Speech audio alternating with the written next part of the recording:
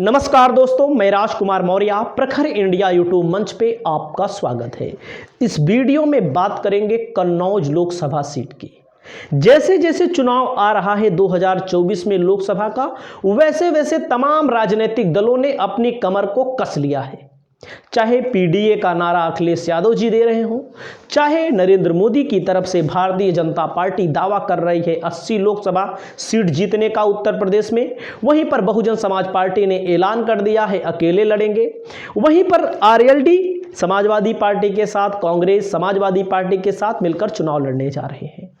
एक एक डाटा हम आपको बताने जा रहे हैं। पूरी वीडियो को देखिए। चैनल पर पहली बार आए हैं तो चैनल को सब्सक्राइब करिए और कमेंट में लिखिए कौन जीतेगा आपके इलाके से, किस इलाके का आप हाल खबर जानना चाहते हैं। तो चलते हैं, पूरा का पूरा डाटा हमारे पास। अगर हम बात करें कन्नौज लोकसभा सीट पर, तो अखिलेश यादव के परिवार का जलवा रहा है कन्नौज लोकसभा सीट पर। डिंपल यादव 2014 में लोकसभा का चुनाव जीतती हैं कन्नौज से, लेकिन जब 2019 का चुनाव होता है तो डिंपल यादव चुनाव हार जाती हैं बहुत कम मार्जिन से। 2019 में सपा बसपा का गठबंधन था, तब भी चुनाव हार गई। और वहीं पर मायावती ने आरोप लगाया अखिलेश यादव के ऊपर या समाजवादी पार्टी के ऊपर कि हमारा वोट तो ट्रांसफर हो जाता है, लेकिन उनका वोट ट्रांसफर नहीं होता है। तो यहां पर देखने वाली बात है, जब मायावती जी अलग लड़ी थी तब समाजवादी पार्टी मोदी लहर में कन्नौज लोकसभा सीट जीत गई थी, लेकिन जब साथ लड़ी तो कन्नौज लोकसभा सीट अखिलेश यादव की पत्नी ही चुनाव हार गई 2019 में। तो पूरा डाटा हम आपको ले चलते हैं, दिखाते हैं। यहां पर हम आंकड़ों की बात करेंगे, हम ऐसे अपने तरफ से नहीं बता देंगे कौन चुनाव जीत रहा है कौन चुनाव हार रहा है। तो वर्तमान में यहां बीजेपी 2019 में चुनाव जीती थी। तो कन्नौज लोकसभा सीट को आपको हम एक एक आंकड़ा दिखा रहे हैं और आप देखिएगा, आप खुद कह दीजिएगा। सुब्रत पाठक वर्तमान में यहां के सांसद हैं, भारतीय जनता पार्टी की तरफ से चुनाव 2019 में लड़े। आपको बता दें, कन्नौज लोकसभा जो सीट है 3 विधानसभा आती है, सदर, छिबरामऊ, तिरवा, मतलब ये 3 विधानसभा है। सदर विधानसभा कन्नौज की, छिबरामऊ और तिरवा कन्नौज जिले की सीट है। और उसके बाद औरैया की विधानसभा, मतलब कि औरैया जिला बगल में पड़ता है। जैसे एक लोकसभा में लगभग 5 सीटें होती हैं, 5 सीटें। जैसे कुल देखिए, एक लोकसभा मतलब 5 विधानसभा सीटें। तो औरैया की विधूना विधानसभा है और कानपुर देहात की रसूलाबाद विधानसभा इस कन्नौज लोकसभा सीट में शामिल है। कन्नौज क्षेत्र पहले फर्रुखाबाद सीट का ही हिस्सा हुआ करता था। कन्नौज 1967 में ये सीट सामने आती है। 1967 में जब पहला चुनाव होता है, समयुक्ता सोशलिस्ट पार्टी के से यहाँ पर डॉक्टर राम मनोहर लोहिया पहली बार सांसद बने थे। लोहिया का नाम आप सुनते होंगे अखिलेश यादव के मुंह से ज़्यादा। तो लोहिया 1967 में सांसद बने थे। लोहिया ने कहा था, जब सड़कें सूनी हो जाएं, जब संसद सूनी हो जाए तो सड़कों पर उतरना पड़ता है, सड़कों पर गरजना पड़ता है, धरना प्रदर्शन करना पड़ता है, सड़कों पर हलचल होनी चाहिए। 1971 में एसएन मिश्रा ने भारतीय जनसंघ से चुनाव जीता। रमा प्रकाश त्रिपाठी को 40,000 वोटों से चुनाव हरा दिया था। 1977 में राम प्रकाश त्रिपाठी भारतीय लोकदल से चुनाव जीतते हैं।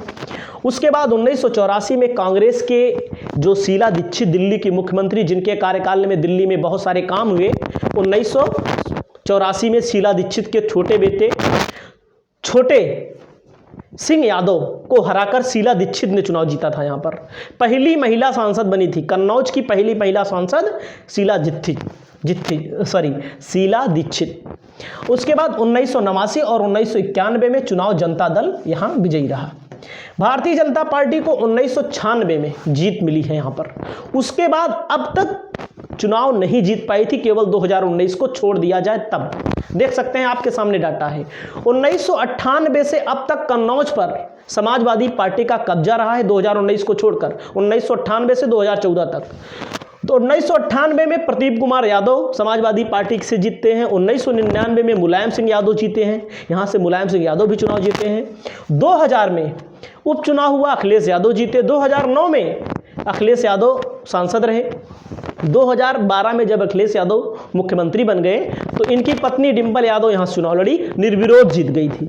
अब आप सोचिए, प्रधानी लोग निर्विरोध जीतते होंगे, बीडीसी जीतते होंगे, जिला पंचायत जीतते होंगे, लेकिन सांसदी का चुनाव निर्विरोध जीत गई थी। 2014 में मोदी लहर के बावजूद डिंपल यादव ने जीत हासिल की। 2019 में भारतीय जनता पार्टी के सुब्रत पाठक यहां पर चुनाव जीत गए थे। अब मैं आपको यहां पर देखिए, 19 की बात छोड़ दीजिए, 2014 की बात छोड़ दीजिए थोड़ी देर के लिए। अभी मैं आपको बताना चाहता हूं यहां का जातीय समीकरण, पहले आप समझिएगा। जातीय समीकरण आप देखिएगा, मुस्लिम 16% है, यादव 16%, 16 दूनी 32%, ब्राह्मण 15%, राजपूत 10%, अन्य 39%, मतलब 32% लगभग बेस वोटर है इनका। उसके बाद मैं आपको बताऊं यहां पर विधानसभा का जो चुनाव हुआ है, आप समझिएगा, छिबरामऊ से अर्चना पांडे भाजपा से जीती हैं, कैलाश राजपूत भाजपा से जीते हैं, सदर से असीम अरुण चुनाव जीते हैं भाजपा से। उसके बाद औरैया से रेखा वर्मा चुनाव जीती हैं समाजवादी पार्टी से। उसके बाद रसूलाबाद से भाजपा, यानी कि 4 सीटों पर भाजपा का यहाँ पर कब्जा है। अब आप समझ सकते हैं 4 सीटों पर भाजपा का कब्जा है। और जब चुनाव सुब्रत पाठक से चुनाव डिंपल यादव हारी थी, 12,303 वोटों से हारी थी, बहुत कम अंतर के वोटों से चुनाव हारी थी। उसके बाद मैं बात करूं, ये लोकसभा की जो सीट है, लगातार समाजवादी पार्टी यहां पर चुनाव जीतती रही है। और इसके अलावा मैं आपको बता दूं, तमाम ऐसे मुद्दे हैं जिनको लेकर के 2019 में कभी कभी ये भी कहा जाता है कि वसपा का जो वोट है, वसपा के चुनाव ना लड़ने से भारतीय जनता पार्टी मजबूत होती है। इस बात में कितना दम है उसको आप अच्छी तरह समझते हैं, हमसे अच्छी तरह समझते हैं। इसके साथ साथ ये नाम आ रहा है अखिलेश यादव यहाँ से जब चुनाव लड़ेंगे तो अच्छे मार्जिन से चुनाव जीत सकते हैं, क्योंकि अखिलेश यादव पहले भी चुनाव जीते हैं। अखिलेश यादव बड़ा चेहरा है पार्टी के, सपा बसपा का गठबंधन नहीं है, बसपा अपना भी कैंडिडेट खड़ा करेगी, ऐसा कहते हैं समाजवादी पार्टी के लोग या अन्य पत्रकार जो हैं, वरिष्ठ पत्रकार जो विश्लेषण करते हैं, राजनीतिक विश्लेषक कहते हैं कि अगर समाजवादी पार्टी का कैंडिडेट है, भारतीय जनता पार्टी का कैंडिडेट है, तो बसपा का जो कैडर वोटर है वो सपा को वोट नहीं देता। मैं नहीं कह रहा हूं, ऐसा होता भी होगा और होता भी है, क्योंकि काफी लगभग 30 साल, 3 दशक समाजवादी पार्टी बसपा अल्टा पलटी की सरकार यहां चलती रही उत्तर प्रदेश में। दलितों को लेकर के, यादवों को लेकर के जातीय संघर्ष हमेशा जारी रहा।